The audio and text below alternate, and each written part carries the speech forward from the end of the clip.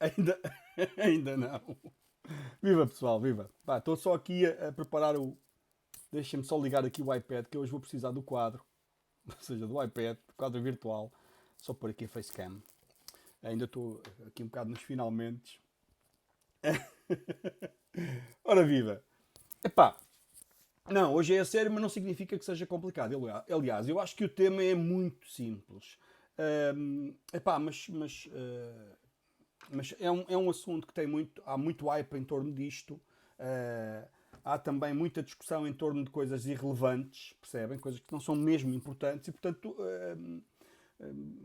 enfim, não quer dizer que não seja importante. Apesar de ser simples, na minha opinião, parece-me importante. Deixem-me só aqui tentar ligar o meu iPad só para me certificar que consigo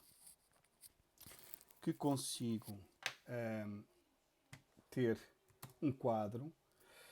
Ora, ora bem, ora bem, ora bem. Como é que se chama aquela porcaria? QuickTime. Ok, QuickTime. Deixem-me só aqui.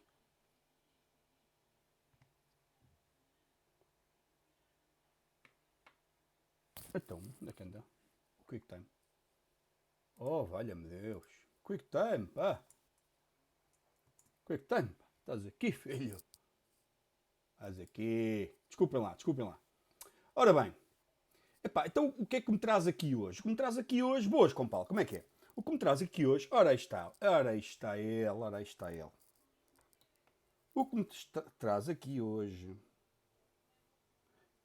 é, epá, é por fim algo que muitos de vocês já devem ter tratado, não sei com que profundidade, em PI, epá, mas que me parece que é necessário fazermos um, um resumo, uma sistematização dos aspectos importantes no que tratam o desenho de Web APIs, está bem? Portanto, o assunto...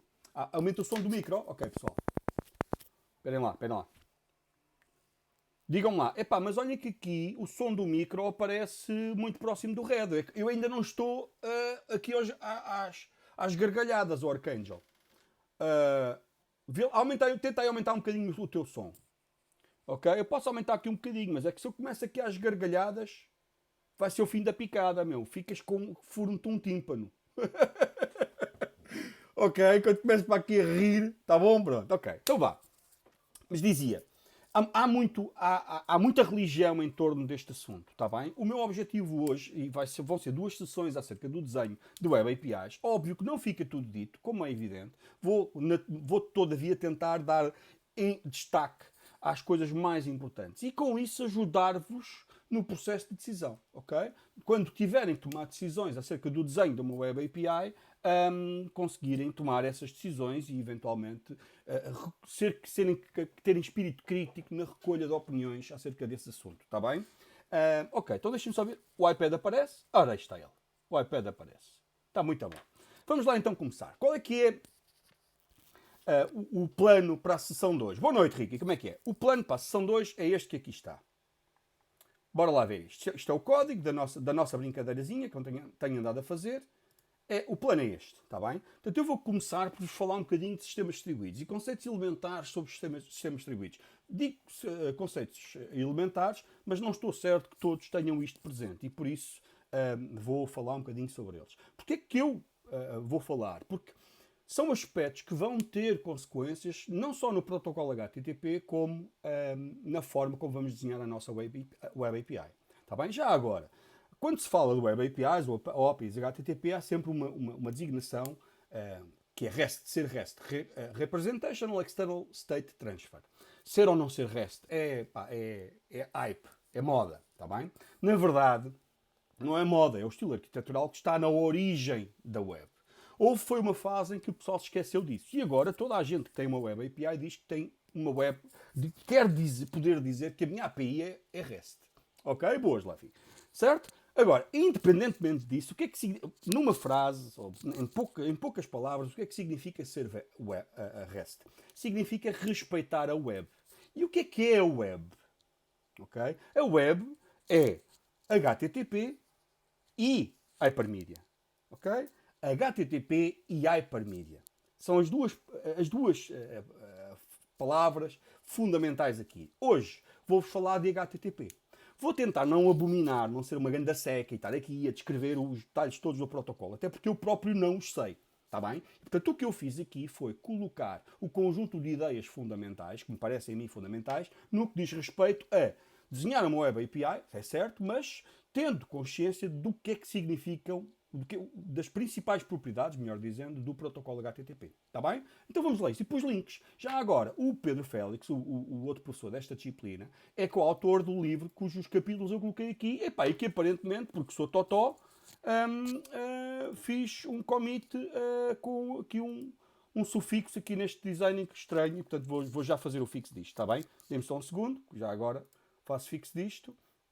Eu aqui ando a fazer umas brincadeiras com uma demo para vos mostrar na próxima sessão, mas para já vou só fazer aqui um commit disto num instantinho, para que a malta possa consultar sem aquele fixes outline. LI61N classes outline. Vamos lá então, começando, não é? Push origin main. O que é web? Já estou. Boa tarde, Bruno. Tinha que fazer um PR. Tens razão, Exploited. Qual é que, o que é uma web API? Não é? A primeira coisa que é preciso nós termos em mente, e volto a dizer, o meu objetivo aqui é apenas tornar sistemática o que é isso de uma API. E mais, o que é isso de ser uma API HTTP e para que é que serve? Está bem? Esse é o primeiro assunto que eu quero discutir. Uma API é fundamentalmente um contrato. Okay? A extensão do acrónimo é Application Programming Interface. Okay? É um contrato. Esse contrato, uma das características desse contrato, que eu vou escrever aqui, portanto, uma API é um contrato. Uma das características desse contrato é a forma como esse contrato está suportado tecnologicamente. Okay? E quais é que são os requisitos, as imposições colocadas por esse contrato aos clientes do contrato. Já agora, um contrato tem dois participantes, normalmente. Quem presta o serviço contratado e quem requer o serviço contratado. Está bem? Assim sendo, um contrato na forma de uma API vincula ou compromete de alguma forma, impõe requisitos aos clientes, está bem? Por exemplo, quando nós usamos uma framework, seja no stack tecnológico Java, seja no stack tecnológico, noutro stack tecnológico como, por exemplo, o .NET, normalmente a definição desse tipo de APIs impõe restrições tecnológicas aos clientes, ok? Isso significa que, para eu poder consultar ou tirar partido dos serviços fornecidos por uma API, para poder fazer isto, tenho que vincular tecnologicamente à tecnologia usada por essa API. Está bem? Uma das características das APIs HTTP, e por isso serem tão... é mais uma razão para serem tão interessantes, é que criam um desacoplamento tecnológico. Ou seja, as imposições tecnológicas são nulas. Não existe nenhuma imposição tecnológica colocada aos clientes que não seja compreender o protocolo HTTP, ok? Que é o protocolo da web, está bem? Pronto, esse é um aspecto. Há outra característica importante que é algumas APIs que colocam imposições tecnológicas existem no mesmo espaço de endereçamento, ok? Por exemplo, uma framework que nós usamos, classicamente, existe no mesmo espaço do código que eu uso, no mesmo espaço de endereçamento. Code, client code, app code. Isto significa que as representações que são trocadas entre o código cliente e a implementação da framework, da API, são representações que existem em memória. Ok? E não têm nenhum requisito especial. Existem exemplos de APIs que impõem características especiais aos tipos que passam na fronteira, aos objetos que passam na fronteira, às representações da fronteira, que resultam da circunstância da API estar potencialmente exposta num processo separado. O que é que eu quero dizer com isto? Quero dizer, por exemplo, em Android, se nós formos para Android, nós sabemos que há, por exemplo, o bundle, lembram-se do bundle de Android? O bundle impõe um requirement aos dados colocados. O exploiter, se eu estou a perceber, se estás-me a dizer nesse caso, a aplicação acede diretamente à API. Sim, a API está no mesmo espaço de endereçamento, o que significa que o significado dos dados em memória é igual tanto para a API como para o application code. Okay? Portanto, está tudo no mesmo espaço de endereçamento. Não existe a necessidade de formalizarmos diferenças entre representações internas, que eu vou escrever aqui, internas, e representações externas. Não existe essa necessidade, porque na verdade, apesar de serem representações que passam a fronteira do contrato, como o contrato é suportado e existe no mesmo espaço de endereçamento e consequentemente impõe restrições tecnológicas ao código cliente, certo? Eu não preciso de formalizar estas diferenças. Okay? O que não é verdade numa API HTTP, é por aí que eu pretendo ir. Okay? Não sei se eu respondi à tua pergunta, Exploited, se era acerca disso que estavas a dizer. Portanto, o acesso é direto no sentido em que o espaço de endereçamento é único. Ok? Só isto. É aí que eu quero chegar. E, portanto, não existe esta necessidade de formalizar as diferenças entre aquilo que é uma representação interna, que é aquilo que nós usamos naturalmente como objetos em memória, não é? Das representações externas que cumprem o propósito de atravessar esta fronteira. Não existe essa necessidade, está bem? Um exemplo notável é em Android, em particular, a imposição de que os tipos de dados sejam parse-lable. Lembram-se? Porquê que os tipos de dados são parse-lable? Porque, de acordo com o framework Android, alguns dos dados são hospedados fora de processo. Isto significa que os dados que atravessam algumas das APIs Android atravessam a fronteira do processo. Ou seja, estão assim. Portanto, o que eu tenho é uma parte, o meu código, tenho uma espécie de proxy aqui, um representante do código remoto, e agora tenho aqui a framework. A framework. Está horrível, pá. Poxa, desculpem lá. Estou a querer minimizar o tempo gasto nos bonecos, mas está a ficar demasiado mal. Está mesmo muito mal este boneco. Desculpem. Dizia. Era bem. Bola, já não posso ir para artes, pá. Dizia, aqui é um processo. O processo é um que hospeda ao meu código, ok? O process que hospeda o meu código, client code, client. Client no sentido, entenda-se, o código cliente da framework, e agora aqui o outro processo que hospeda o código da framework, ok? E que agora a framework na verdade existe parcialmente e que aqui é uma API remota, API, e agora na verdade a framework está hospedada parte em processo remoto, parte no processo do cliente, e eu aqui digo que é um stub ou um proxy, estas designações mudam, e agora há aqui uma travessia na fronteira. A travessia do processo impõe restrições, ok? Também é verdade, ó Diogo.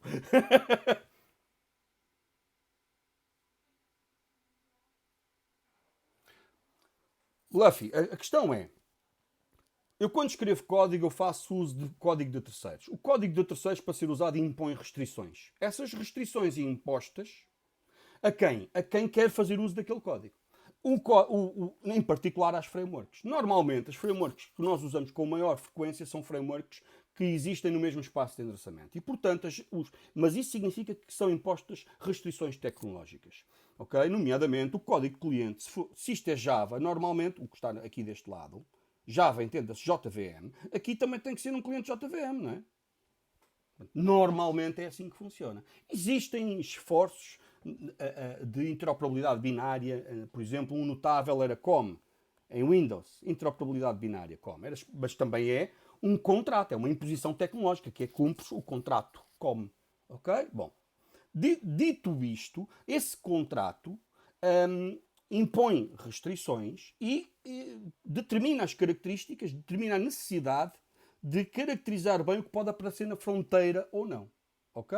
Pronto. Dito isso, as APIs, normalmente, aquelas que usamos no nosso cotidiano e usamos com muita frequência, são APIs hospedadas no mesmo processo. Uma Web API distingue-se pela circunstância de existir uma fronteira física entre o código de servidor e o código de cliente. ok? Essa fronteira física está suportada no stack TCP/IP e na forma de o protocolo HTTP, ok? Porque é que eu digo uma coisa destas? Porque quando eu uso uma framework deste género, ok? hum, epá, sempre que eu altero o contrato, eu vou partir os clientes, certo? Normalmente isto não tem problema porque o cliente é feito, desde que eu observo algumas regras, porque o cliente é construído, é built mediante o uso de uma dada versão daquela API. Ok? E normalmente eu distribuo a minha aplicação com esse pressuposto. Ora, numa Web API eu tenho que ter atenção a isto, que é a Web API fica exposta ao mundo. Se eu mudo, se eu quebro o contrato, eu vou partir os clientes. Está bem? Sem que os clientes façam nada. Portanto, não fizeram update nenhum, não fizeram nada e partiram. Está bem? Pronto. Dizendo isso, então uma Web API é o quê? É um contrato que é, exposto fazendo uso do protocolo HTTP e que presume a existência de uma fronteira física entre o prestador do serviço, do serviço associado a esse contrato e os consumidores desse serviço. Ok? Pronto. Continuando. O próximo assunto que eu tenho aqui, portanto, isto é o que é uma API. Uma Web API é uma API exposta através da HTTP. Basicamente é isso. Está bem? E é preciso terem atenção no seu desenho que se eu altero o contrato, parto os clientes. Está bem? Portanto, tenho que ter preocupações relacionadas com versionamento. Dito isso, uma das características que resulta imediatamente da circunstância de existir uma separação física entre a API, portanto, o prestador do serviço e os seus consumidores, essa fronteira física determina que passamos a ter um sistema distribuído. Okay? E existe uma característica muito importante num sistema distribuído, é que a falha é uma realidade. Okay? Portanto, eu tenho aqui um bonequinho. Eu deixei aqui, já agora, eu vim aqui para mostrar isto, eu deixei aqui um link, que é as falácias da computação distribuída. É um texto muito agradável, que fala acerca das 8 falácias que os programadores se deixam cair quando estão a fazer aplicações distribuídas. Okay? Uma delas é menosprezar a ocorrência do erro. Está bem? Para vos falar, e porquê é que eu vos quero falar sobre os erros? É porque ao vos falar sobre os erros e a forma como podemos recuperar, identificá-los e recuperar deles, vamos compreender um bocadinho melhor o que é isso de desenhar uma API web. Ok? Não. Dito isso, bora lá então. Um sistema distribuído é composto pelo quê? Aqui. É composto por os participantes, composto por nós, ok? Os participantes, nós, no sistema distribuído, costumamos chamar-lhes nós. Os nós que participam no sistema distribuído estão ligados entre si. Os links. Está bem? Quando existem vários participantes no sistema, é preciso chegarmos a acordo acerca do modelo de interação. Qual é o modelo de interação entre estes participantes? E qual é que é o papel que cada um deles assume neste sistema distribuído? Aquele que nós não é o único, mas é aquele em que nós estamos interessados, é o modelo de interação cliente-servidor. Cliente-servidor, está bem? Existe um servidor, o prestador do serviço, e existem um ou mais clientes que consomem esse serviço, está bem? O modelo de interação cliente 1, cliente 2. O prestador. Okay? O prestador do serviço, o servidor, é passivo. Está à espera. Está à espera do quê? De solicitações vindas dos clientes. Essas solicitações, isto significa que num modelo de interação cliente-servidor, a iniciativa parte sempre do cliente, no sentido de pedir qualquer coisa e obter uma resposta. Está bem? Nestas circunstâncias, este modelo de interação é simplificado porque o servidor é conhecido, toda a gente sabe onde é que ele está. E agora os clientes dirigem-se a ele para lhes pedirem batatinhas. Olha, faz-me isto, faz aquilo ou faz aquilo outro. Okay? Neste modelo de interação existem várias possibilidades de falha. Uma das possibilidades de falha é o servidor não está lá. Ou seja, o nó desapareceu. Não está lá o nó. Okay? Outra coisa que pode acontecer é impossível falar. Está bem? Estão a ver? Portanto, ocorre falha no nó, o servidor deixou de estar disponível. Outra ocorre falha no link, o link partiu. Essas falhas podem ser perenes, ou temporárias. Portanto, pode ser a duração dessas falhas são imprevisíveis. E isto é uma circunstância da vida. Vão acontecer estas falhas. Está bem? Porquê é que eu digo isto? Bom, porque ao saber que as falhas existem, eu tenho que ser capaz de detectar a sua existência e, segundo, primeiro, detectar que aconteceu a falha e, segundo, tentar recuperar. Okay? Saber como é que posso recuperar dessas falhas. Tá bem? Vamos começar pela circunstância de, por hipótese, o servidor falha. O cliente, vou só aqui apagar, o cliente tenta comunicar, estas são relativamente fáceis de detectar, não é? O servidor falha.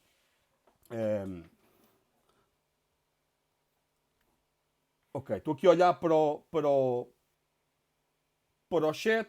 Epá, o pessoal está a falar de outras cenas, ouçam, entendam, não é? O assunto aqui é Web APIs, não é outra coisa, mas vá, está-se bem. Dizia, como é que se detecta que o servidor falha? É simples, o cliente tenta contactá-lo, é simples dizermos nós, não é? O cliente tenta contactar o servidor e não vem de lá a resposta. Não é? Não vem nada. Não vem nada. Bom, mas como é que o cliente conclui que não vem nada? Certo?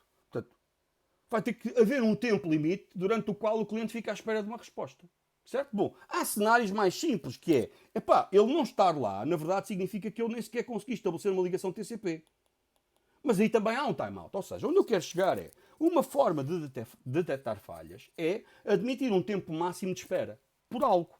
Não é? Por exemplo, eu quero falar com o servidor. Então, sei, ele está ali. Dirijo-me a ele e agora fico à espera a ver se ele responde. Se não responder, ok, então significa, bom, ele não deve lá estar. Todavia, isto não me dá a indicação de que tipo de falha é que é.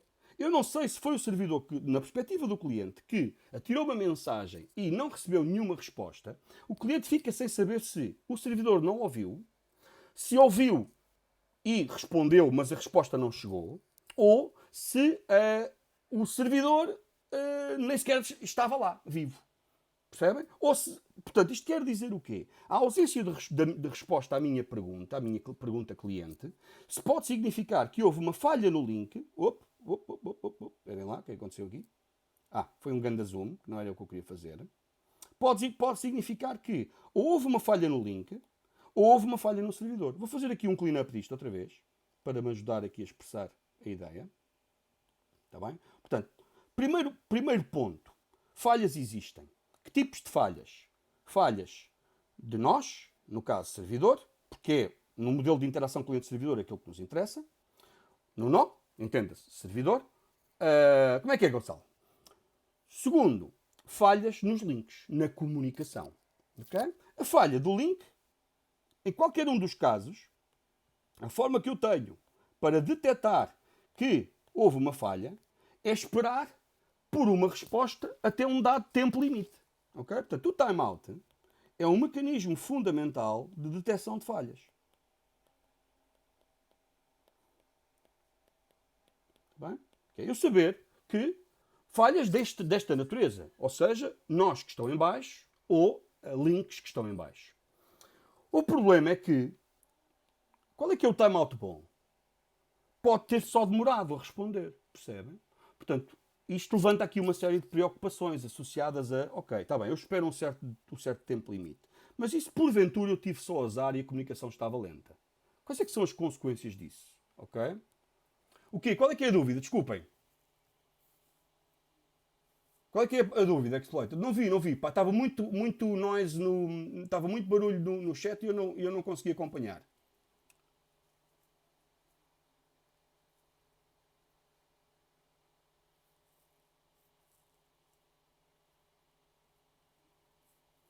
Não partir o cliente. Estão-me a falar de quê? Do Lizard King. Estás-me a falar do versionamento, das questões relacionadas com mudanças. Pá, por exemplo, na framework Android, uma das coisas que acontece é que a própria framework já tem muitas preocupações com retrocompatibilidade. Porque a própria framework presume coisas sobre o hardware. E há muitas APIs da framework que, estando descontinuadas ou sendo já não sendo interessantes, continuam lá por questões de retrocompatibilidade. Ok? Portanto, o que significa que no desenvolvimento da framework Android, a equipa que desenvolve a framework Android tem tido muitas preocupações com o sentido de garantir que partes da framework que querem descontinuar são descontinuadas de forma gradual. Eu dou-vos um exemplo. Basta vocês olharem para a sequência de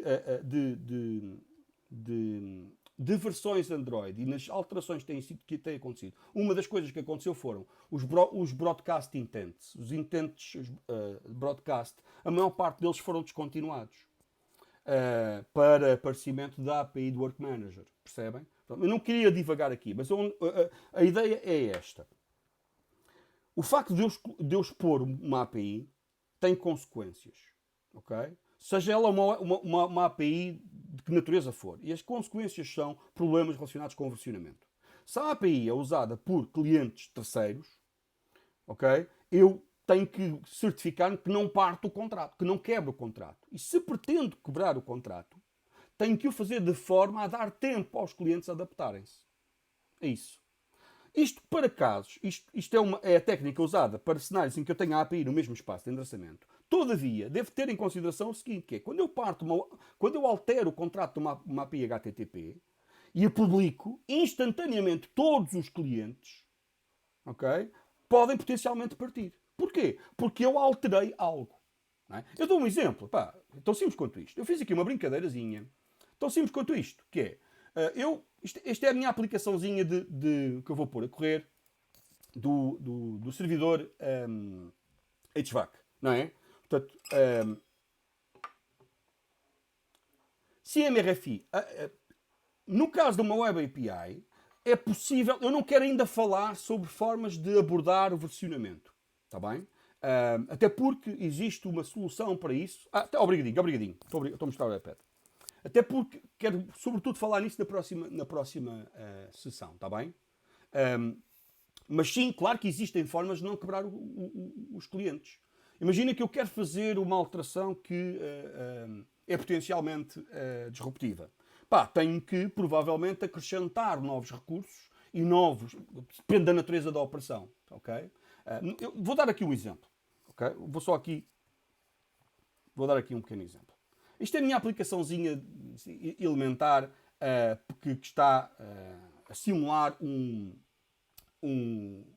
meu HVAC, não é? Um ar-condicionado. Vou colocar aqui a executar, vou aqui ao lado, ao Postman, está bem? Portanto, isto é o que eu estou aqui a mostrar. Vou fechar isto, já se viu o que é, e vou aqui ao Postman, está bem? Não sei se preciso do Postman, não preciso do Postman, desculpem esta hesitação. Porquê? Porque o contrato está expresso aqui. Eu, se for aqui ao controlador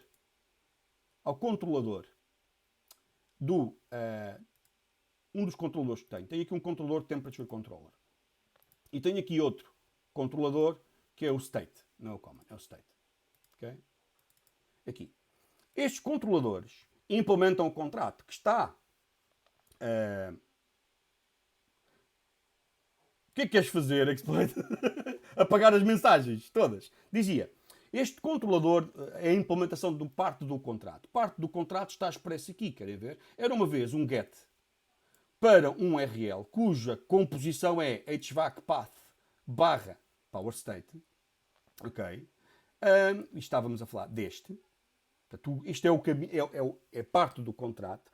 Porquê? Porque é o URL, o URI, do recurso power state do HVAC.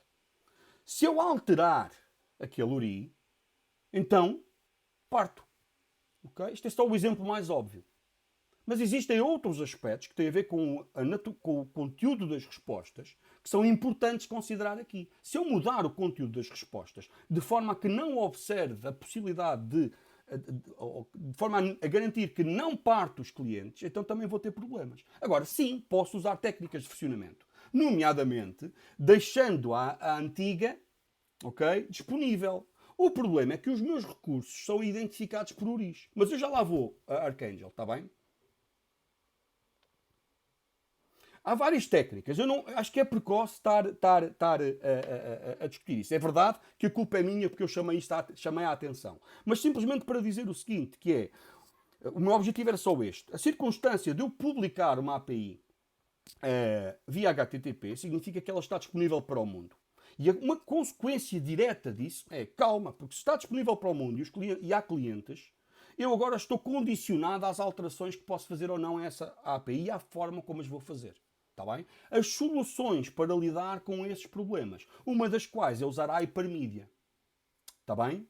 Portanto, uma das possíveis soluções é usar a hypermedia. Eu depois eu elaboro na próxima sessão, está bem? Ok, Arcângelo, desculpa lá, porque estou assim um bocadinho a fugir um bocadinho, mas a minha intenção é chegar aí. Ok? Uma forma, há aquelas formas à bruta que é, a malta chega, faz redirect para algum lado, não é? Mas reparem, se eu fixei o URI, estou tramado. Está bem? Continuando então, continuando. Bom, dizia, vamos aqui voltar ao iPad. Estou-me a dispersar um bocadinho, estou um bocadinho... todo lado. Dizia, um mecanismo fundamental na detecção de falhas é o timeout. Ou seja, é o tempo máximo durante o qual o cliente espera por uma resposta. O timeout em si não serve para identificar, para perceber se a falha ocorreu no nó ou se ocorreu no link. Está bem? É importante sublinhar isto. Não chega. E já vão perceber porquê. Portanto, sabendo isto, que o timeout serve para detectar falhas, como é que eu posso recuperar de falhas? Aqui já depende um pouco de que tipo de falha é que é. Se foi uma falha temporária, ou seja, a mensagem perdeu-se, eu recupero da falha repetindo a mensagem. Portanto, a detecção de falhas é feita com timeout, a recuperação é feita com repetindo a mensagem, que é o cliente fez uma pergunta, não chegou resposta. Esperou. Repete a pergunta, certo? Bom, há de desistir. Se repetiu 2, 3, 4 vezes e não houve resposta, vai desistir. Pronto, olha, não, desisto, não consigo falar com ele. E presumo que existe das duas uma interrupção permanente entre ele e o servidor, ou simplesmente o servidor lá não está lá. Mas para lidar com falhas temporárias, uma forma de recuperar de falhas temporárias, em particular de ligação, de link, eu faço isso repetindo as mensagens. Está bem? Portanto, é importante percebermos que as mensagens do protocolo HTTP podem ser repetidas. Ok? Pronto. Como? Porquê? Enquanto medida de recuperação de falhas temporárias. Está bem? Portanto, outra forma de recuperar de falhas, desta feita falhas de outro tipo, falhas de... não é isto. Desculpem. Falhas de link. Então, Paulo, o que é que se passa contigo? É a borrachinha, pá. Oh, então, ui. Aqui, meu. Estou disléxico dos dedos, ok?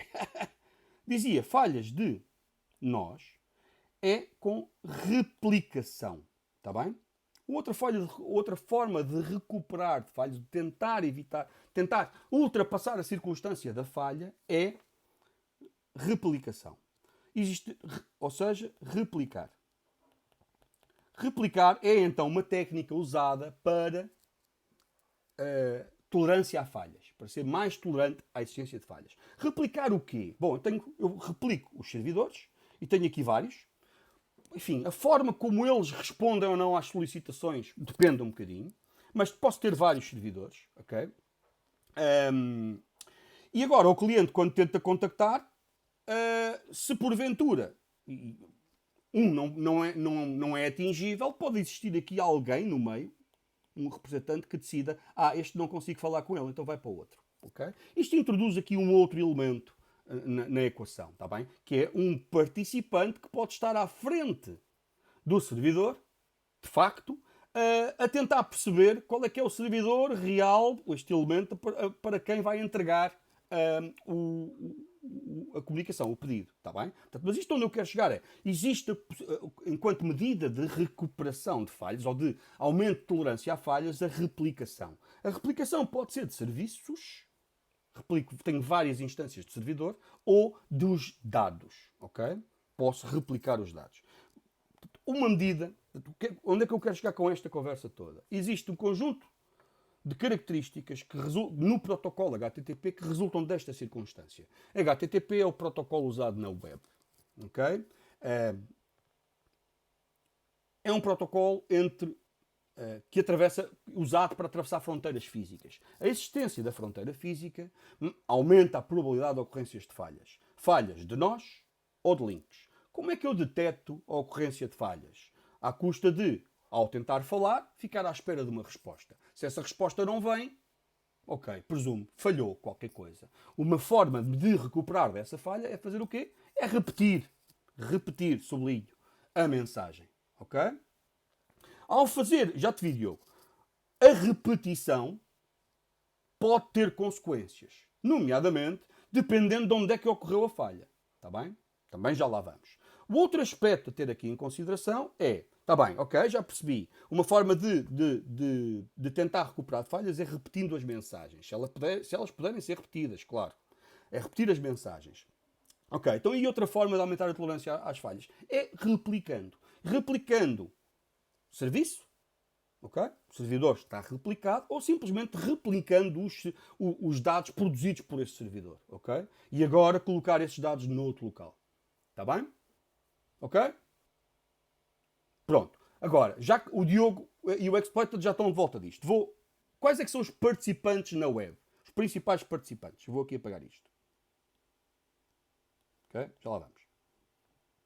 Os principais participantes da web, no protocolo HTTP, concretamente, já agora vocês hão de reparar que eu uso quase que indistintamente web e protocolo HTTP. Na verdade, a web é o quê? É protocolo HTTP, é HTTP e Hypermedia, está bem? É isso que é a web, na minha cabeça. Está bem? São as duas palavras, só para justificar. Mas dizia, é o protocolo HTTP e Hypermedia. Eu vou apagar isto aqui. Os participantes no protocolo HTTP são os principais. O cliente, um cliente, que é quem inicia, é quem toma a iniciativa, quem emite o pedido. Portanto, o protocolo HTTP é um protocolo com um modelo de interação pedido-resposta. Portanto, o cliente é quem inicia, o cliente HTTP. O servidor, que é a autoridade para responder, em última análise, àquele pedido HTTP. O servidor. E agora, um ou mais intermediários globalmente designados de proxies. Ok? Já vais perceber onde é que eu vou, Diogo, está bem? Já lá vou, já percebem. Estes proxies, estes intermediários, são de dois tipos. Ou é um proxy que representa o cliente para o servidor, e seja, a iniciativa é aqui e, para todos os efeitos, o cliente contacta o proxy e agora, na perspectiva do servidor, ele não conhece o cliente original, o que ele conhece é o proxy que lhe está a fazer os pedidos. Portanto, serve sobretudo para representar os clientes para o servidor, ou vice-versa, que é um proxy cujo propósito é representar o servidor para os clientes. Ok? Dá para perceber o que eu estou a tentar dizer? A natureza do proxy é ser um representante. Ou o proxy é um representante para o servidor dos clientes, ou é um representante do servidor dos clientes, ou é um representante dos clientes para o servidor, ou é o representante do servidor para os clientes. Está bem? Isto ajuda-me a raciocinar antes que me enrole aqui todo. Está bem? Que tipos de proxies é que existem? Existem os proxies clássicos, que são aqueles que existem no âmbito das organizações e cujo propósito é, sobretudo, evitar a necessidade de ter um endereço IP público no cliente que vai tomar a iniciativa, mas, sobretudo, para servir para cache pública. Ou seja, a probabilidade numa dada organização, os vários clientes terem interesses comuns é elevada. E, portanto, é interessante o proxy ser usado para efeitos de garantir que é possível atingir o exterior, impondo algumas restrições ao acesso, mas também replicar os dados produzidos por pedidos anteriores, ok? Para poderem eventualmente ser usados por pedidos subsequentes. Isso é o proxy clássico. O outro é o proxy, e isso é o de que tipo destes dois, de que tipo é que é? Então, um proxy desse tipo está assim, vou fazer um bonequinho assim. É destes. Era uma vez a web, ok? Era uma vez a intranet da organização. Um proxy desses normalmente está neste sítio. Está bem? E significa que, e aqui estão os N clientes, isto significa que este tipo de proxies representa os clientes, desculpem, lá estou eu a trocar aqui esta cena. Se eu troco é porque se calhar não é muito útil esta analogia, mas pronto, mas agora vou-me manter fiel a ela. Depois tenho que reconsiderar esta analogia. Dizia, este proxy representa o servidor para os clientes, certo? É o servidor, qual? Aquele. E se for outro? É outro. O proxy representa todos os servidores para os clientes da organização. E é, portanto, uma oportunidade para fazer replicação de dados ali, ok?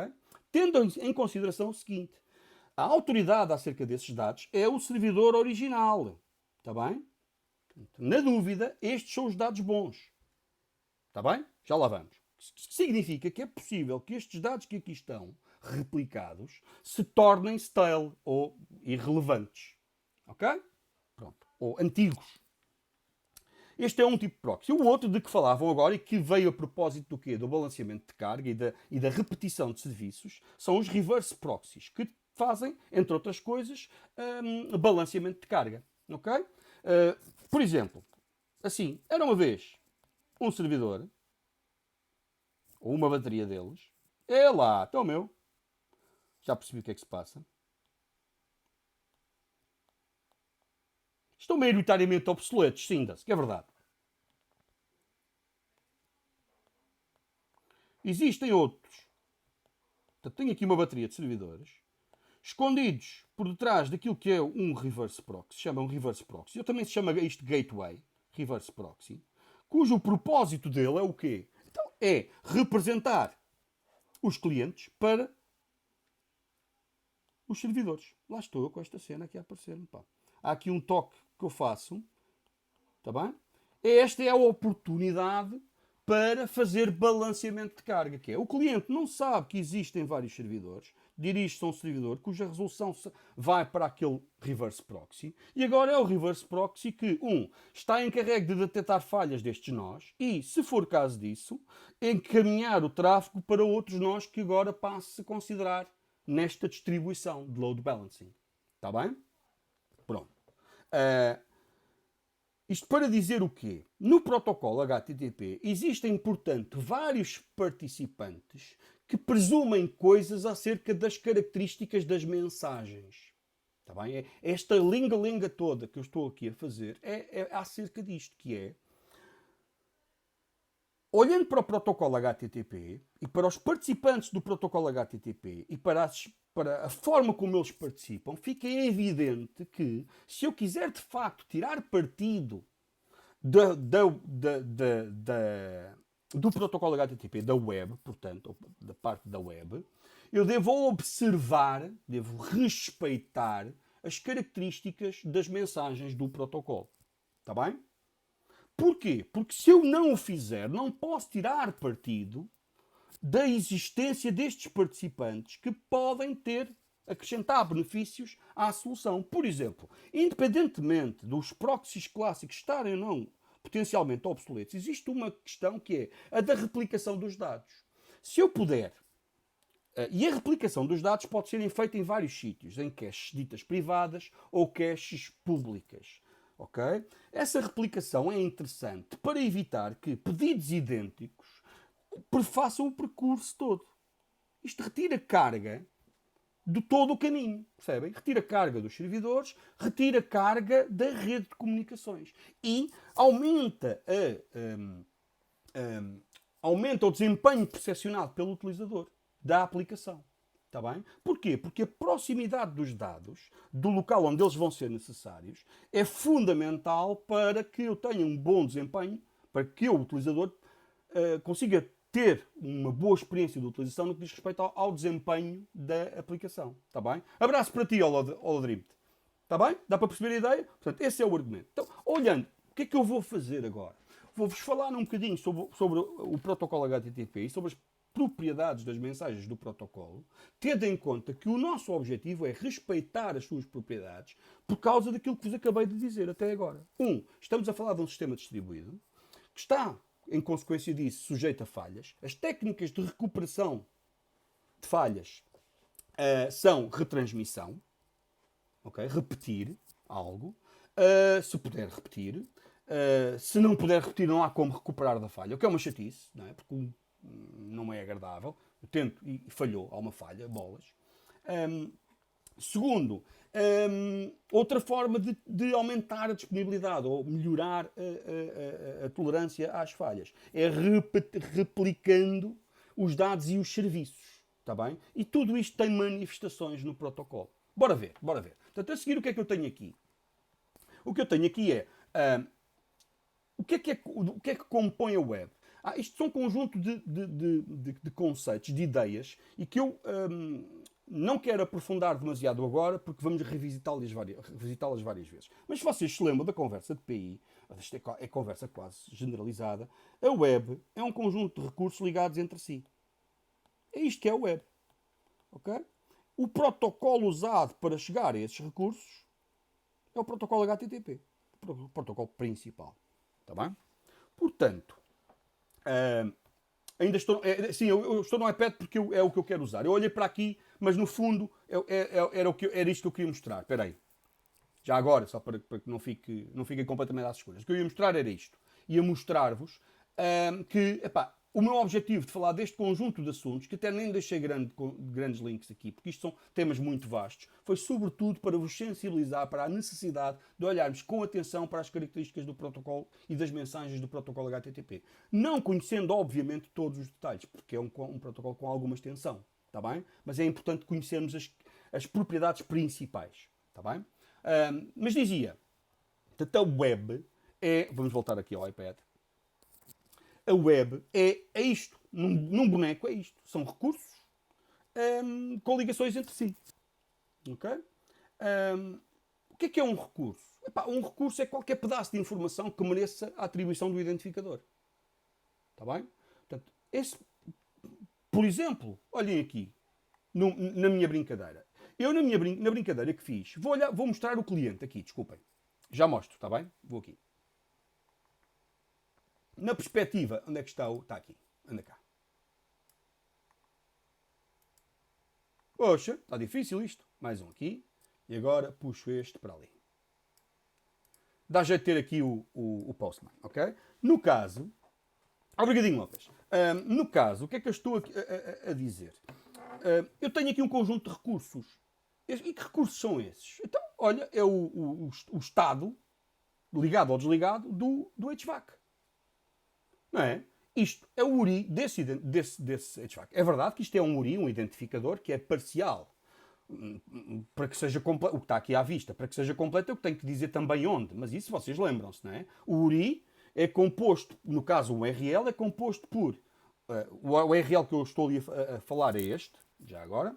HTTP, //. Portanto, isto que aqui está, quando falamos do URI, isto é a parte que é específica do URI, que é o schema. E agora, à direita é specific. Schema specific. Devia ter estado ao contrário, mas, epá, perdoem-me. Schema specific. E, portanto, é isto um URI, ok?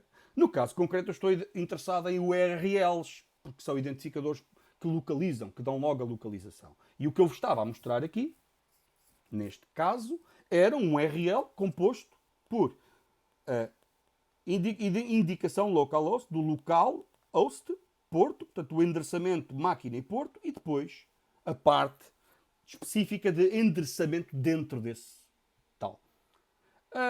Posso disponibilizar, Diogo, eu depois posso dar isto, que não me custa nada. São só o conjunto de pedidos feitos à minha API. Ok? Estou no, estou no Big Sur, sim, estou. Pois estou, pois estou. Está bem, eu faço isso. Mas pronto, dizia. O que é a web? São recursos com ligações entre si. Ok? O que é um recurso? Qualquer pedaço de informação que mereça, qualquer pedaço de informação que mereça ser identificado. Ok? Ok. Já. Agora estava no Big Sur, já percebi Exploited. Ok. Dizia. A web é o quê? O conjunto de recursos ligados entre si.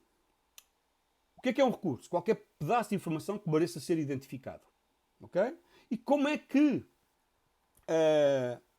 e normalmente como é que eu expresso os links entre esses recursos? Usando os seus identificadores. Está bem? Normalmente usando os seus identificadores. O identificador mais famoso na web é o URL. Okay? O identificador por localização. HVAC Ravilion é Heat Ventilation Air Conditioning. É ar-condicionado. Okay? É a sigla em inglês para ar-condicionado. Aparelho de ar-condicionado. Desculpa lá, não me lembro de cor agora. Já o escrevi há algum tempo. Está bem? Portanto, no caso do HVAC, portanto, o que eu quero com esta conversa é desmistificar o seguinte. A malta presume que recurso são dados que existem numa base de dados. Não é nada disso, ok, pessoal? Um recurso é um pedaço de informação que pode nem sequer ter materialização física numa base de dados. Ok?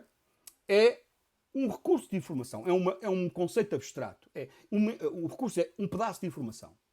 Eu gosto muito do exemplo do HVAC, da brincadeira que eu fiz, precisamente porque eu não tenho lá nenhuma base de dados. Está bem? Isso torna evidente, por demais evidente, que eu posso falar em recursos sem ter bases de dados. E, portanto, ter um recurso é apenas ter um pedaço de informação acessível através de uma API, Web API, okay? E para o qual existe um identificador. Uma característica importante desse identificador, até por razões que tínhamos falado, começámos a falar há pouco, é esse identificador deve ser perene. Ok? Perene ou persistente, dependendo de como é que gostam que é. Uma vez que eu atribua um identificador, é para a vida. Ok? Portanto, aquele identificador foi exposto ao mundo e agora, olha. Está lá. A persistência. Calma, Exploited. Eu estou baralhado. Estás a falar de persistência do quê? Dos URIs ou dos dados? Acho que estás a falar dos dados. Como te volto a dizer, recursos e bases de dados não têm nada a ver uma coisa com a outra. São conceitos de... São conceitos de níveis diferentes. O recurso é um pedaço de informação. É algo que é relevante no espaço web. Se é um ficheiro, se é algo que está numa base de dados de forma direta ou espalhado, se é um conceito abstrato ou não, é irrelevante. Ok? Portanto, um recurso é um pedaço de informação cuja materialização não está condicionada a nada. É um pedaço de informação que tem um identificador. Ok? A persistência é que eu concordo contigo. Esta persistência não é muito feliz, esta designação. Encontra-se muitas vezes a persistency no sentido de dizer eu atribuí o identificador, aquele identificador foi publicado, passou a ser uma verdade. E essa verdade é incontornável. Existem truques, é verdade, que é eu tento desreferenciar aquele URI e depois levo com um redirect e vou buscar outro. Mas não é boa prática. Em geral, quando eu publico um URL, um URI, um identificador, esse identificador deve ser perene. Consistência e coerência é outra história. Pelo menos na minha cabeça, que tenho um background de sistemas distribuídos, consistência e coerência é acerca de convergência de dados. Ok? Por isso é que eu estou a resistir a essa sugestão. Está bem? Mas também percebo o teu comentário à persistência. É estável, sim, Duarte. Obrigado. É estável. Boa. Portanto, é perene. O identificador é atribuído a um recurso e agora aquilo é estável. É perene. Fica. Está bem? É uma verdade. Não é boa prática mudá-los. Está bem? Não sei se te percebi, mas a gente vai elaborar, está bem? A única coisa que eu fiz até agora foi dizer quais é que são os elementos da web. E esses elementos são os recursos, os URIs e as ligações entre esses recursos. Okay? Basicamente é isso. São os 3 elementos relevantes. Há mais um, que são as representações externas. Lembram-se de eu vos ter começado a falar da existência de uma fronteira física e da necessidade entre o fornecedor do contrato, no caso uma Web API, e os seus consumidores, é que agora existe, ao existir uma fronteira física, existe a necessidade de formalizar a representação externa. Isto é, aquilo que anda na linha. Está bem? Isso está formal. Que eu em tempos, no âmbito da minha brincadeira aqui, eu falei-vos disto. Falei-vos do Information Model. O Information Model. E depois, no âmbito da implementação, também vos falei que, ok, eu quero falar do Output Model e do Input Model, que na verdade são as representações, são acerca das representações externas.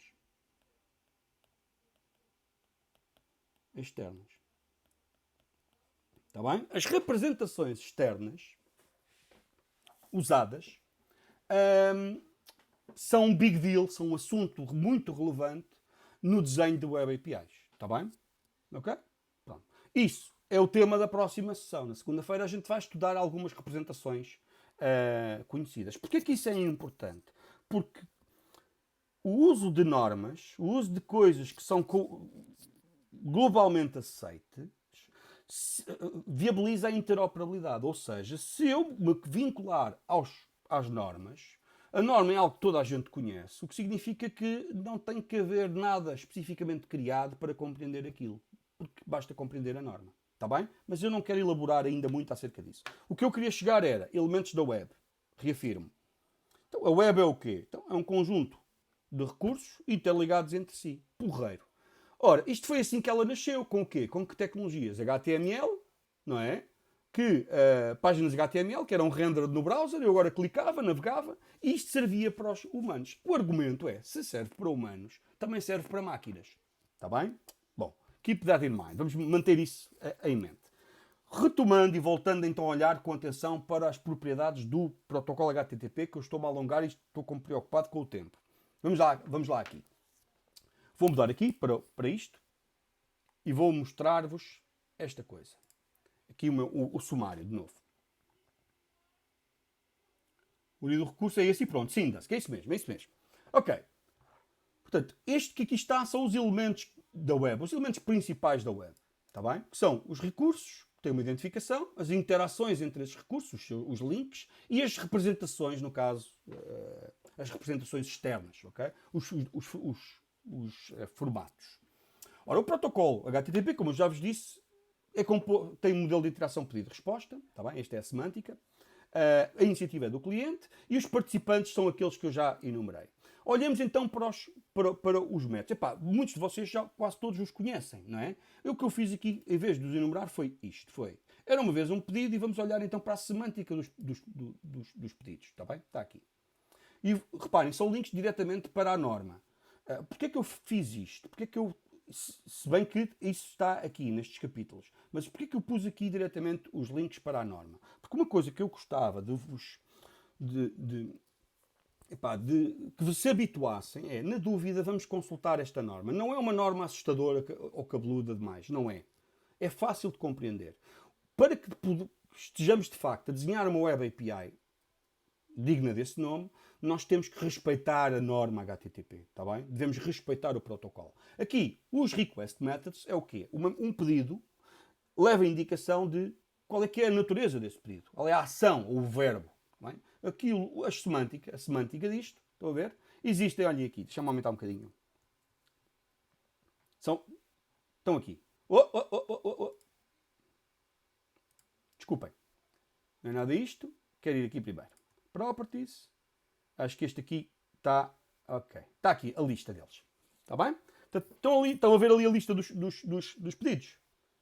Get, head, post, put, delete, connect, options e trace. Estou a presumir que o pessoal já conhece o formato geral das mensagens do protocolo HTTP. E, portanto, o meu interesse aqui está em olhar para estes verbos e para perceber as propriedades associadas aos pedidos que usem cada um destes verbos. É nisso que eu estou interessado. Está bem? Portanto, se não conhecer a estrutura geral das mensagens do protocolo, é basicamente muito simples. É, num pedido, num request, o que é que eu tenho? Tenho uma primeira uma primeira linha, que é um protocolo de texto, tem uma primeira linha em que leva aqui a action ou o method, request method, como se chama. Eu vou usar os termos oficiais do protocolo, já agora vou respeitá-lo a esse respeito, relativamente a isso. Ok. Um request method. Tá bem, não quero alongar-me aqui. Request, a primeira request line é o request method. Depois o URL, tá bem? E depois a versão do protocolo. E agora aqui um conjunto de headers HTTP. Estou no iPad. Oh, pois, tem razão, desculpem. Obrigadinho. Está bem? Ok? Dizia o request method, o URL e depois aqui a versão do protocolo. E a seguir um conjunto de pares nome-valor que são os headers HTTP. Que podem ser de vários tipos. São headers HTTP acerca de preferências do cliente, não é do utilizador, do cliente, ou características do cliente, podem ser acerca do servidor, ou podem ser acerca do conteúdo, dependendo de onde é que estamos, está bem? Depois, normalmente, uma linha em branco e potencialmente conteúdo. É só este o formato. A resposta tem um formato semelhante, em que, na resposta, a primeira linha indica o estado, portanto, o resultado da operação, okay? Nomeadamente o sucesso ou insucesso dessa operação, e a seguir outra vez um conjunto de headers HTTP, também podem ser relativos ao conteúdo, ao servidor ou até às ações do cliente, e depois uma linha em branco de novo e depois o payload. Está bem? Pronto. Mas eu presumo que isto vocês tenham estudado em PI, por isso é que eu não estou a dar demasiada atenção. Onde eu queria chegar era aqui.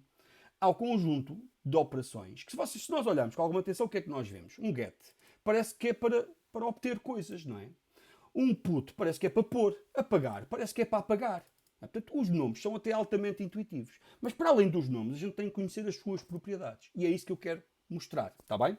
Desculpem, obrigado por me avisarem. É isso que eu vos quero mostrar. Portanto, aqui eu pus duas secções da norma. A primeira é o significado, a semântica dos pedidos. Ok? Deixa-me fechar isto, que eu acho que já não sei qual deles é que é qual.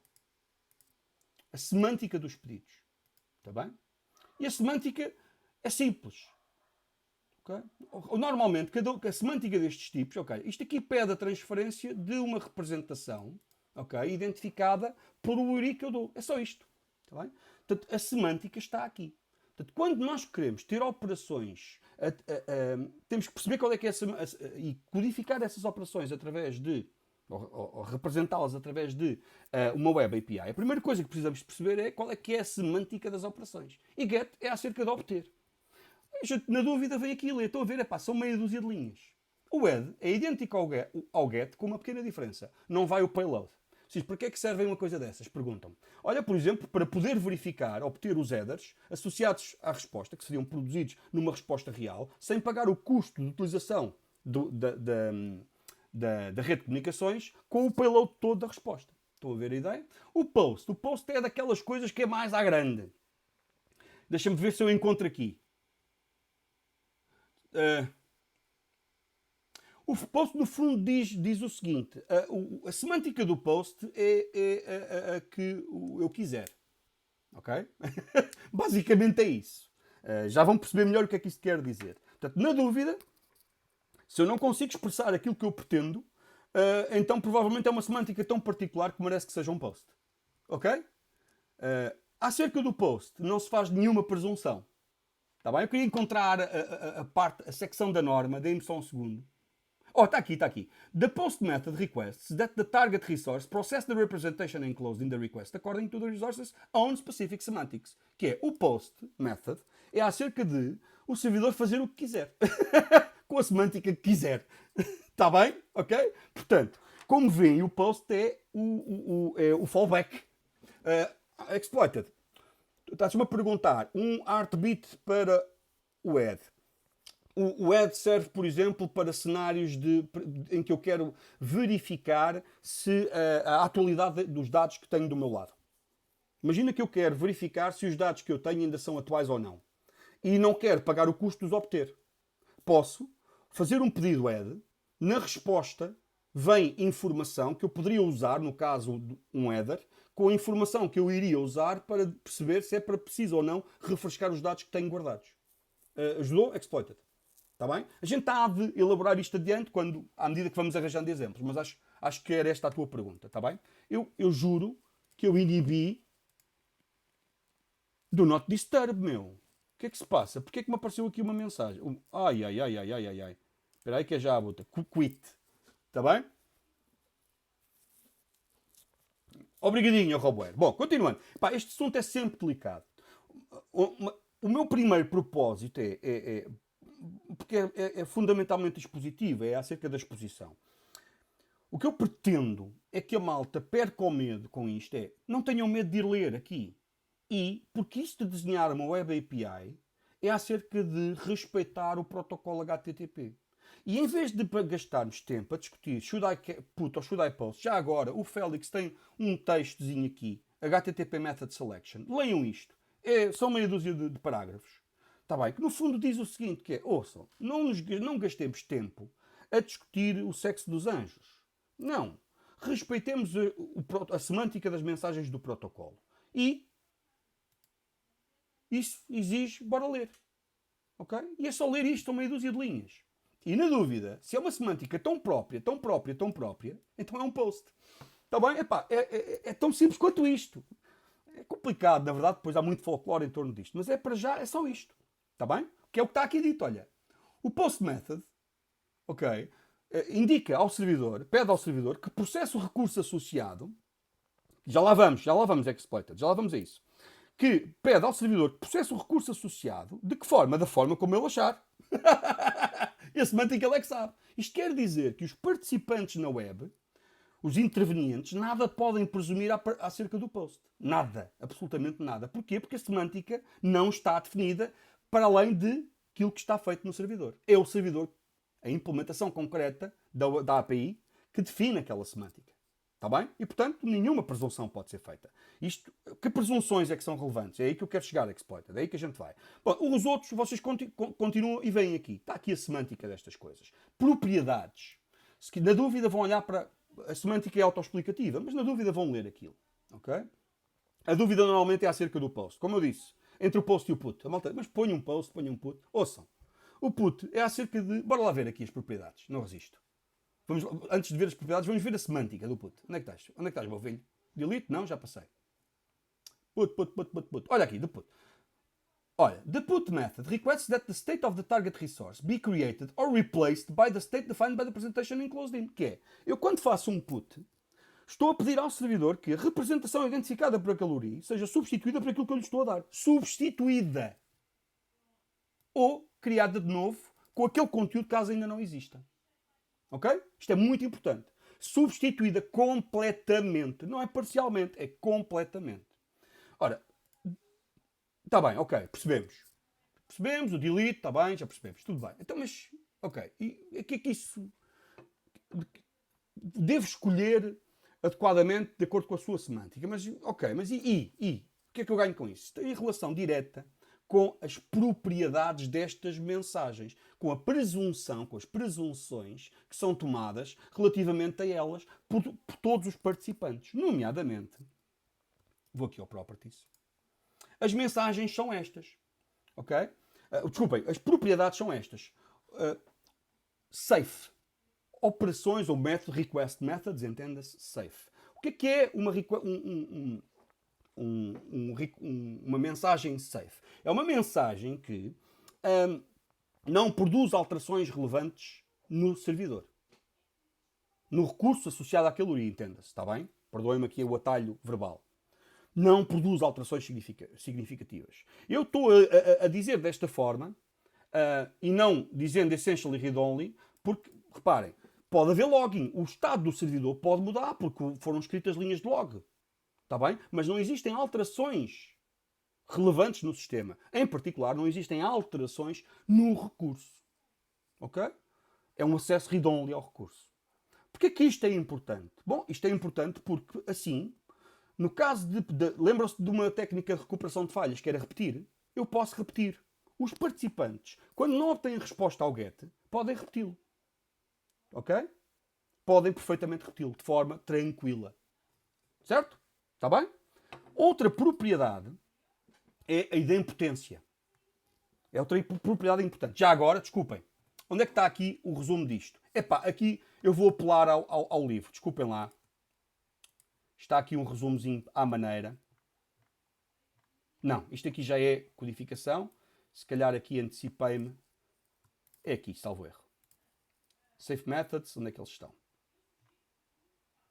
Formato geral, participantes. Ah, está aqui. Ok.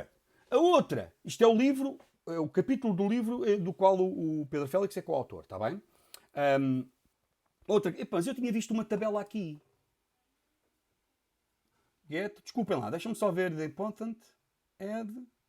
Eu tinha visto uma tabela aqui, ou sonhei com ela.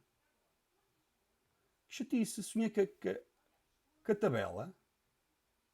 Olha, que pena. Eu acho que sei. Ah, pá. Desculpem lá, não a encontro. Mas havia aqui uma tabela no RFC. Method, Description, isto é a descrição geral e as propriedades. Bom, não importa. Vou-me recorrer a esta tabela para tal. Portanto, o que é que a gente sabe? Que todas as operações que se possam dizer safe são aquelas que não produzem alterações aos resources. E o que é que se presume acerca da safety de cada uma dos request methods? Olha, presume-se isto. O get é safe, é. O add também. Não. Options, sim. E trace também. Ok, pronto, já sabemos. Estas operações, estas mensagens com estes request methods podem ser repetidas de forma segura. Ok? Porquê? Porque são read-only, não produzem alterações. Ok? Mas só isso? Só ser repetidas? Não. Pode também ser usado pelos outros intervenientes para perceber, bom, mas isto é só fazer um get. Se eu tenho aqui os dados, se calhar posso devolver, ou seja, tem relação com este ser cacheable ou não. E quais é que são as ações das caches que existem como intermediários que são feitas em consequência da ocorrência daquele pedido. Por exemplo, o get é cacheable. Ser cacheable significa que pode ser replicado, o seu conteúdo pode ser armazenado noutro local. Seja uma cache privada, seja uma cache pública. Ok? Portanto, e se formos ver, os safe são cacheable. Olha, yes. Yes, olha, boa. Olha, yes, boa. E continuando, não. Pois também não. Também não. Não. O trace e o options não. Por razões óbvias, porque isto é de natureza dinâmica, não está associado a um recurso. Mas aquilo que sequer é relevante para o nosso desenho da Web API, olha, são ambas cacheable, porque são safe. Já vi que o Exploited está a falar falou da idempotência, ok? Portanto, eu já vi Exploited, não está esquecido. E a idempotência? O que é isso ser idempotente? Deixa-me ver as horas. Faltam 10 minutos, meu Deus. Idempotência é acerca de a ação poder ser realizada uma ou mais vezes sem consequências. Ok?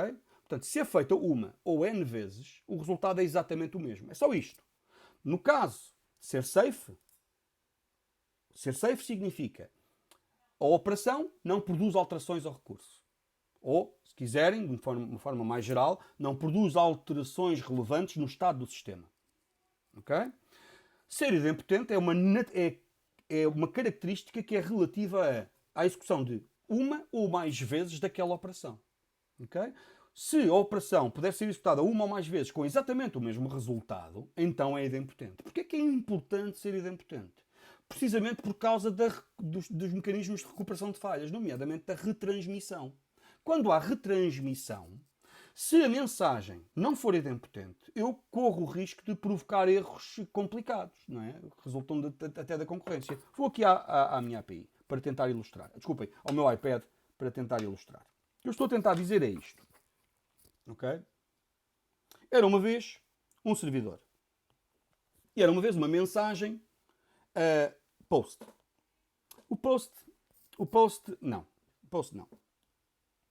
Não vou usar os verbos HTTP, desculpem. Foi uma eu vi a tua pergunta, tipo, foi aqui vacilei, foi uma fraqueza. Desculpem. Foi um faux pas, não quero ir para. Dizia, idempotência. Exemplo, era uma vez a necessidade de transferir um valor. Não vou para nada tão complicado quanto isso. Eu quero. Era um valor, um recurso que é um contador. Que recurso, resource, contador tem 10. Eu quero incrementar aquele contador. Portanto, o resultado que eu pretendo obter é aquele contador ficou com um valor de 10 mais 1. Ok? Ficou com o valor 11. Como é que eu faço isso? Se eu quiser codificar desta forma, que é acrescente-se a res 1, e se a mensagem for acrescente-se ao res um elemento, desculpem que aqui, essa mensagem não é idempotente. E porquê que não é idempotente? Porque repetir esta mensagem uma ou mais vezes tem consequências diferentes no valor do contador. Entendem? Parece-me óbvio que é. Eu envio, incrementa. E agora a seguir eu estou à espera de um ok. O ok não chegou. Eu não tenho forma de saber se o resultado, se isto passou a 11 ou não. Certo? Porquê? Porque eu não sei se o que se perdeu foi a minha mensagem ou se foi a resposta.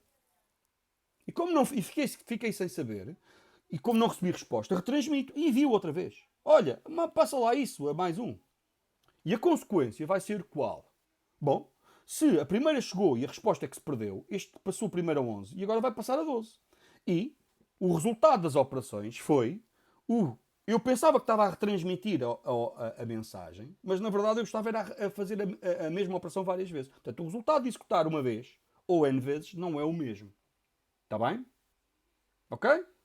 Pronto. Há discussão entre safe e idempotente. Reparem, ser safe está tudo dito, porque é read-only. Uma forma de lidar com concorrência e de garantir que está tudo certo é que os dados não mudam. A imutabilidade é tão importante quanto isso. Se a operação é read-only, não produz alterações aos dados. Se não produz alteração ao recurso, está tudo bem. Pronto. Ok? A questão da idempotência é acerca de eu querer provocar alterações nos recursos. Mas para provocar alterações aos recursos, eu posso ter ou não operações idempotentes. Está bem? Portanto, a idempotência numa operação de leitura não é relevante. Percebem? Não tem interesse discutir isso. Não importa. Ok? Ajudei aí à conversa. Eu vi na diagonal. Está bem? Apareceu aqui de repente nas mensagens. Ok? Certo? Epá, eu não gosto nada das analogias com a base de dados, pessoal. Mas mesmo nada. Ok? Não façam isso.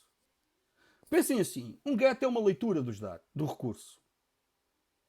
Ok? E uma leitura pode ser ou não repetida. Isto é acerca de eu poder ou não repetir a mensagem. Imaginem, não veio uma resposta. Eu posso ou não repetir a mensagem. Os intervenientes, se for um put, e porque o put é idempotente, presumem que a mensagem pode ser repetida, caso haja uma falha. E se eu no desenho da minha API não tive em consideração, não respeitei que o put pode ser repetido, portanto, é presumivelmente idempotente, a implementação dele tem que ser idempotente. Ok?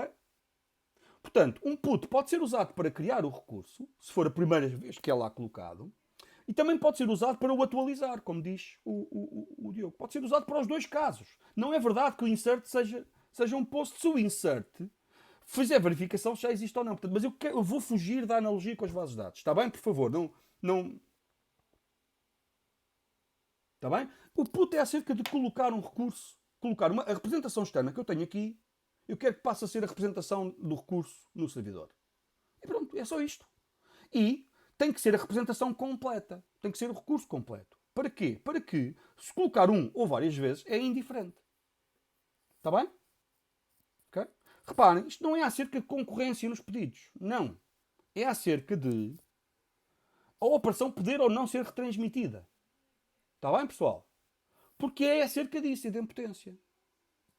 E os intervenientes, se eu usei um put, os intervenientes vão presumir que a operação é idempotente.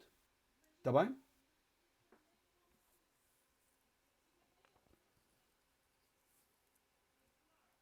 Epá, pronto, há aí discussão. Volto a dizer. A gente vai discutir isso no concreto. Ok, pessoal? Eu tenho mais 5 minutos e queria só fechar esta questão das propriedades.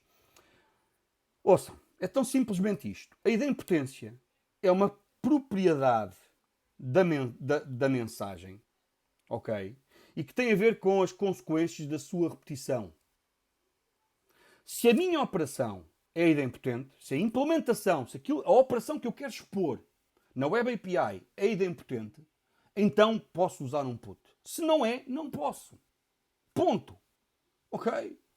Não é acerca de se é que para criar ou não é para criar. Não, é acerca de olhar para a operação e ver. Ela é idempotente, a operação que eu quero expor aqui é uma operação de criação, de atualização idempotente, a operação então pode ser usado um put. Se não é idempotente, se a repetição da mesma mensagem produzir efeitos adversos, então não é um put. É um post. Ok? É exatamente isso. Tens que ver se vários pedidos provocam ou não alterações não esperadas. É exatamente. Executar um ou mais tem que ser equivalente. É isto, pessoal. Tem que se agarrar. Deixem-se dessa cena de é um put ou um post para criar novo. Não é essa a discussão. É ou não é acerca de ser idempotente. Se a operação pode ser repetida mais do que uma vez, então pode ser expressa na forma de um put. Exposta na forma de um put. Se não, não pode. Ponto. Ok? Está bem? Isso é que é o importante. Depois, aspectos de desenho dos URIs. A gente está a discutir no caso concreto. E na dúvida, a mensagem que eu quero hoje é só esta. Ok? A mensagem que eu quero dar-vos é esta. Que é, eu dei aqui os links exatamente para isso. Vai diretamente ao sítio certo. Que é, ouçam. Estamos a expressar as operações sobre os recursos na nossa Web API. Qual é que é a operação? É para leitura? É um get, é um no-brainer. É um no-brainer. É para obter o recurso. A operação é para escrita? Ok. Qual é a escrita? O que é que leva? Leva a informação toda a guardar o recurso? Ou não? Se é parcial, não pode ser put. Se é parcial, é patch. Ok? Não pode ser put. Certo? Mas mais importante que isso pode ou não ser repetida. E se for repetida, o que é que acontece? Nada? O resultado é o mesmo? Então está tudo bem, pode ser um put. Aliás, idealmente será um put. Porque assim, no caso de existência de uma falha, os intervenientes vão repetir por nós. O que é fixe. Ok? Olha, o David está a dar um rule of thumb bom. Que é, no put, tu tens que saber qual é que é o identificador do recurso, porque tu tens que te dirigir, tens que usar o URI do recurso. É este o URI. Put. O URI que tu dás no put é o URI, o identificador do recurso. Se não tens o identificador do recurso, não podes usar um put. Ponto. Ok? Porque não sabes dizer qual é o recurso. Também é um bom rule of thumb. Ok? Está bem? Bom, na dúvida, volto a dizer, reitero, na dúvida, olhemos para as propriedades. E as propriedades estão sistematizadas nestes dois pontos e estão aqui. E eu alonguei-me e não consegui dizer tudo o que pretendia. Mas reparem que o put é idempotente e o delete também. O delete ser feito uma ou mais vezes, o resultado é o mesmo. Está no iPad, sim, desculpem, têm razão. Estão a ver aqui nesta tabela. O put é idempotente e o delete também. Aqui. Certo? Porreiro. O que significa que podem ser repetidos. Mas podem ser repetidos porquê? Pelos intervenientes. E, portanto, se as minhas implementações daquelas operações que estou a expor na forma de um put ou de um delete não são idempotentes, eu estou a quebrar o protocolo e estou a introduzir potenciais, estou a desrespeitar o protocolo e estou a introduzir potenciais falhas. Ok? Portanto, dizer que é uma Web API REST não é acerca de dizer se usa put ou post, não é acerca disso.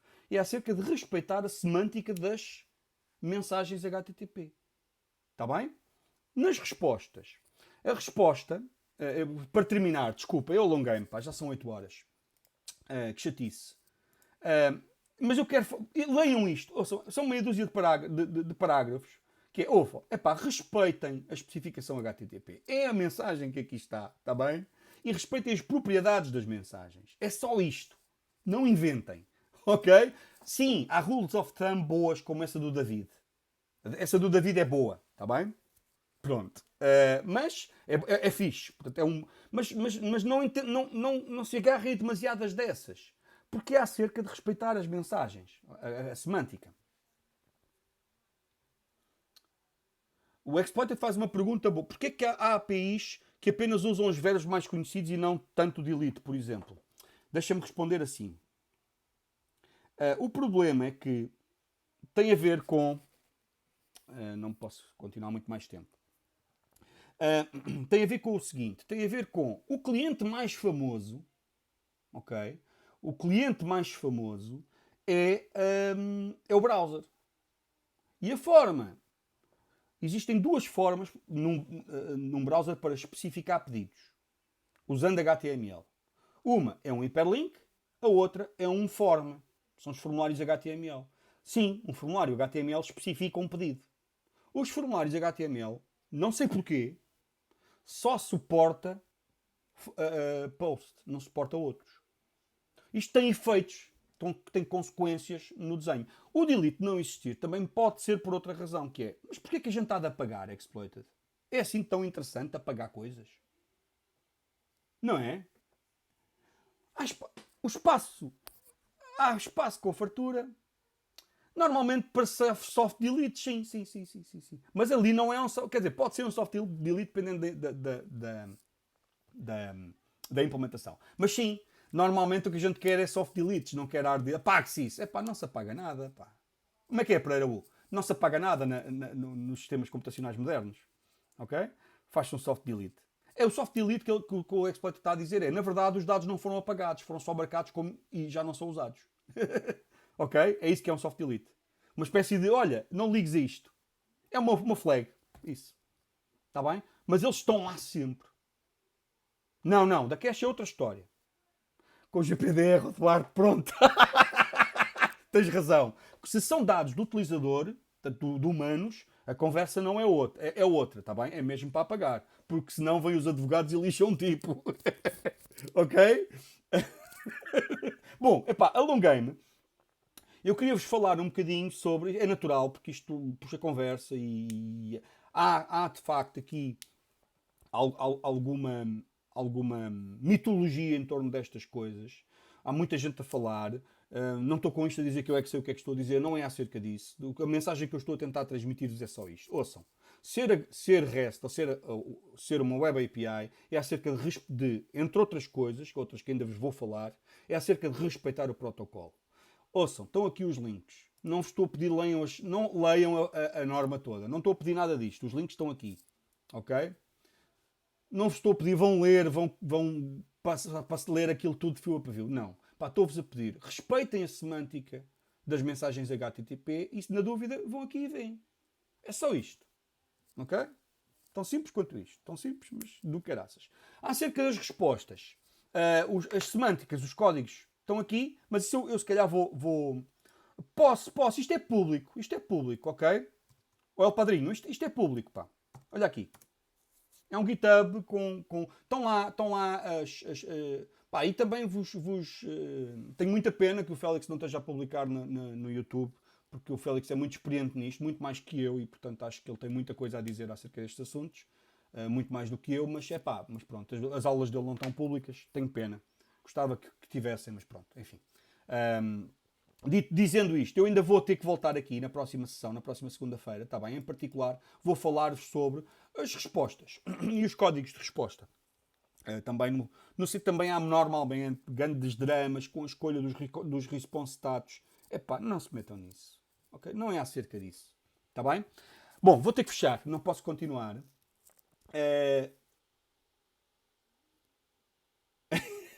O Ruben Nome está a gozar, ok, pessoal? Pronto, como sabe, está a gozar.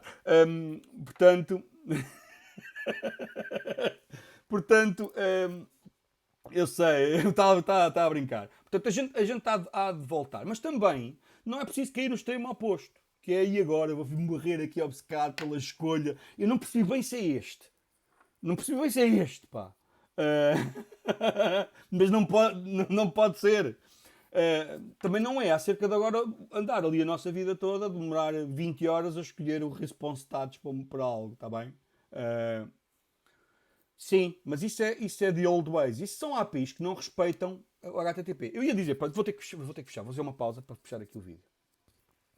Não, vou só fechar com a seguinte frase.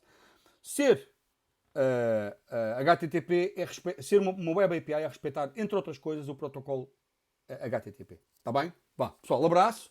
Vou fechar a loja e segunda-feira há mais. Está bem? Vá, abraço. Fiquem bem. Desculpem lá ter-me alongado. Até.